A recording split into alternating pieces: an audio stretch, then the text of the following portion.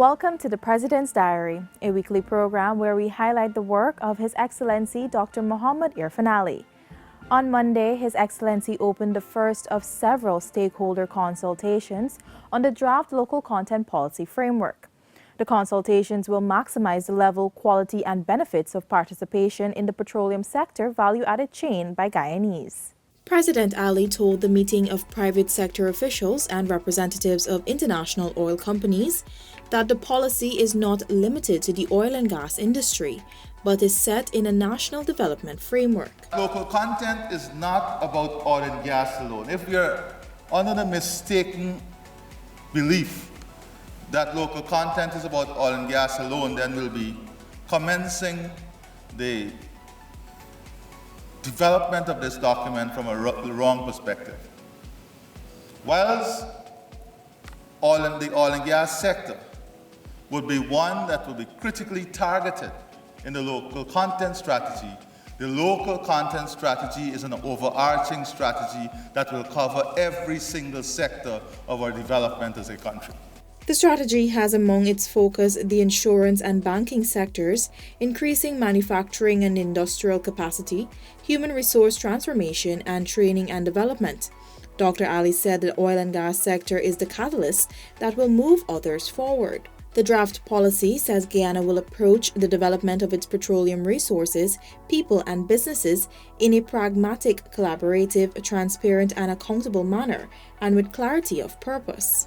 President Ali joined his fellow St. Stanislaus College alumni on Tuesday evening in the boardroom of John Fernandes Limited to honor long-serving chairman of the Board of Governors of the college, Christopher Fernandes, for his dedication to the school. The president was asked by the St. Stanislaus Alumni Association of Toronto to present one of Stanley Greaves' treasured artworks in a special tribute to the 76-year-old Mr. Fernandes.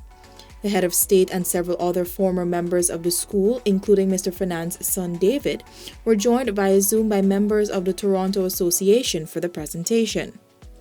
President Ali said Mr. Fernandes has been a pillar of dedication at the school and has served with distinction. The difference between Saints and many other institutions is that when you exit Saints, you exit as a well-rounded individual.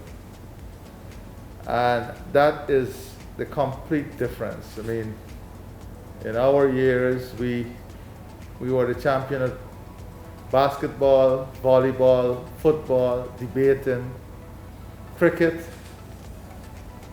and it tells a story of an institution that was supported, but many people don't know where that support comes from. And for us to recognize a pillar of that support, Mr. Chris Fernandes. Mr. Fernandes has served in his position since 2005 when the Board of Governors was introduced to the school. He has also served as chairman of the Farm Committee at the school for the last 42 years. On Wednesday, His Excellency held fruitful discussions with residents of the Essequibo Island of Leguan. President Ali listened to their concerns and ideas for the island, which included infrastructural development, business initiatives, and refurbishment projects. The residents thanked the president for accommodating them and also congratulated him on his presidency. The Leguan contingent included Mr. Danchan Ramnarain, Ms. Fazia Ali, Ms. Bibi Khan, Mr. Hemraj Sharma, Mr. Lachman Dwarka, Ms. Nabila Ayub, Mr. Shazad Razak, and Mr. Jainarain Singh. That concludes the President's week, but before we go, let's take a look at some of the highlights from his inaugural address to the 12th Parliament.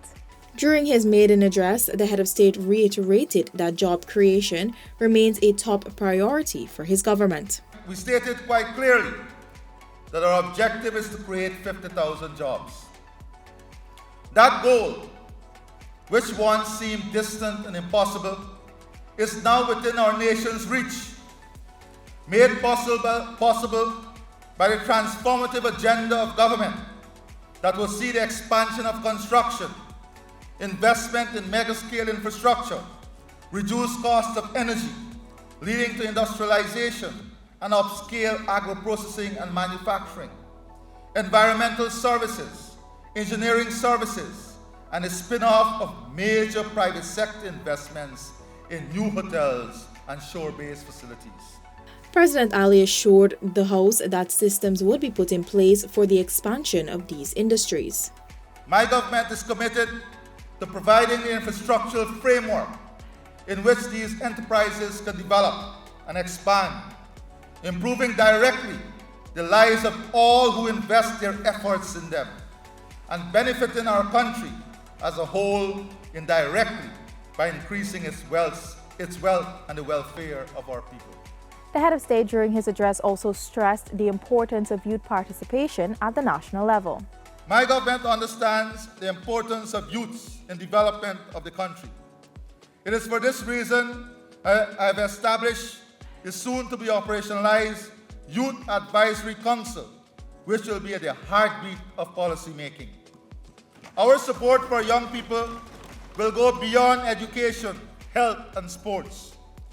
We'll be establishing a special development, innovation, and research fund to stimulate new business ideas and to create a space for youth participation in the new economy. President Ali says young people can expect investments in every region, which will give them access to state-of-the-art sporting facilities and, importantly, incentivizing participation in the creative industry. This has been the President's Diary, where we took a look at His Excellency Dr. Mohamed Irfaan Ali's week of activities. Thanks for watching. Join us again next week.